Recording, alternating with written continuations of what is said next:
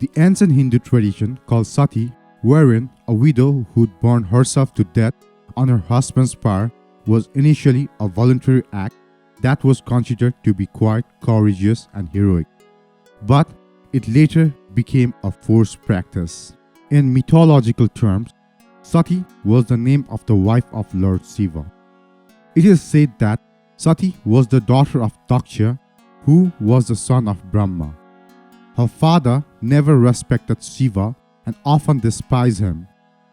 To protest against the hatred that her father held for her husband, she burned herself. While she was burning, she prayed to be reborn as Shiva's wife again. This did happen, and her new incarnation was called Parvati. People used to justify the practice based on this tale, but when Sati burned herself, she wasn't a widow, and thus the practice is quite unrelated to this tale. Sati did not immolate herself on her husband's funeral pyre. Initially, the practice of sati was confined to royal families of Kshatriya caste and only later spread to the lower caste, becoming widely practiced among all social classes. The widow of a royal families preferred dying rather than being captured, raped, and disgraced by the soldier who defeated their king in the war. The upper caste, like Brahmin, did not practice the sati system, as Brahmin were considered as a pure soul. Most accounts either describe women seated on their husband's funeral pyre or lying down next to the dead body. Some say women would jump or walk into the pyre after it had been lit, while others report that women would sit on the pyre and then light it themselves. Incidents of sati were first recorded in Nepal in 464 AD at the temple complex of Changunarayan at the eastern end of Kathmandu Valley. There is a stone pillar with an inscription by then ruler Manadev dated 464 AD. The stone inscription contains a description of how Manadeva prevented his mother from jumping into the funeral pyre of his father Dharmadev.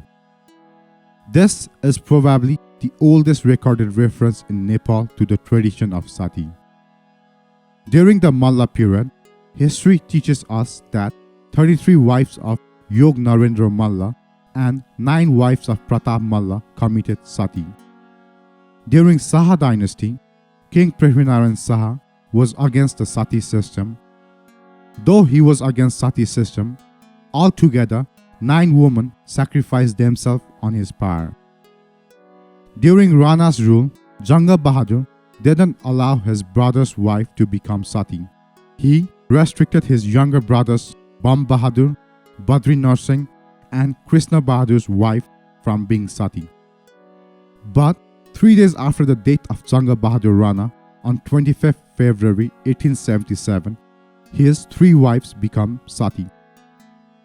This horrible tradition thrived in Nepal until its abolition by Prime Minister Chandra Shamsher Rana on 28th June 1920. This was enacted after a lot of pressure from the British India rulers that had abolished the sati system in India in 1829 itself. The declaration stated that anyone setting a fire to a sati would be punishable for an act of murder. Laws were promulgated to this effect, and the special door at Pashupatinath temple complex through which the condemned woman had to walk through in order to jump into the cremation fire were closed forever. Chandra Shamsher put an end to the century-long inhuman sati system in Nepal. Sati custom prevailed only in Brahmin, Kshatri and Vaishya caste. Ethnic groups like Rai, Limbu, Sherpa, Gurung, Thakali, etc. residing in northern Nepal had the practice of widow marriage, so sati custom was not practiced by them. It is important to shed light on the fact that sati is not mentioned in an ancient Hindu scripture like the Valmiki Ramayana and Vedas. In Mahabharata, Madri, the second wife of Pandu, burned herself to death after her husband died. She considered herself responsible for his death as she could not save her husband from the poison of the curse. Her sacrifice was not the result of any Sati Pratha, but sheer love for her husband. But no woman in Mahabharata are known to have sanctioned Sati, whose husbands were killed in the 18-day-long war. Sati was not practiced in order to send the husband and wife into heaven, but because widows entitled to some of the family property after their husband's death. Parasara Smriti says that a widow or a married woman whose husband has left her for good can remarry if she so decides. Thank you.